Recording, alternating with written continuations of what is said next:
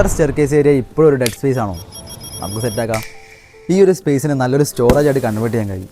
വെറുതെ ഒരു ബോർഡ് അടിച്ച് ഡോർ വെക്കാനല്ല, നമ്മൾ സോണുകളൊക്കെ ആയിട്ട് തിരിച്ച് പുൾ ഔട്ട് ഡ്രോവേഴ്സും അതുപോലെ പുഷ് ഓപ്പൺ ഷട്ടേഴ്സും ഒക്കെ കൊടുത്തിട്ട് നല്ലൊരു സ്മാർട്ട് സ്റ്റോറേജ്. അതല്ലെങ്കിൽ ഒരു കോമ്പാക്റ്റ് വർക്ക് സ്പേസ് ആയിട്ട് നമുക്ക് യൂസ് ചെയ്യാൻ കഴിയും. എൻക്ലോസ്ഡ് സ്പേസ് ആയതുകൊണ്ട് ഓട്ടോമാറ്റിക്കലി ഫോക്കസും ഇമ്പ്രൂവ് ആവും.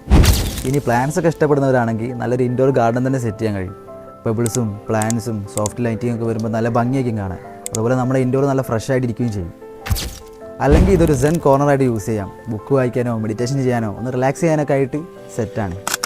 പിന്നെ നമുക്കിതൊരു വാഷിംഗ് ഏരിയ ആയിട്ട് കൺവേർട്ട് ചെയ്യാൻ കഴിയും. സ്പേസ് ഉണ്ടെങ്കിൽ ഒരു പൗഡർ റൂമും സെറ്റാക്കാം. അങ്ങനെ ചെയ്ത് കഴിഞ്ഞാൽ ഗസ്റ്റൊക്കെ വരുമ്പോൾ സൗകര്യമാണ്. പിന്നെ നമുക്ക് ഈ സ്പേസിൽ നല്ലൊരു TV യൂണിറ്റ് ഒക്കെ സെറ്റ് ചെയ്യാൻ കഴിയും.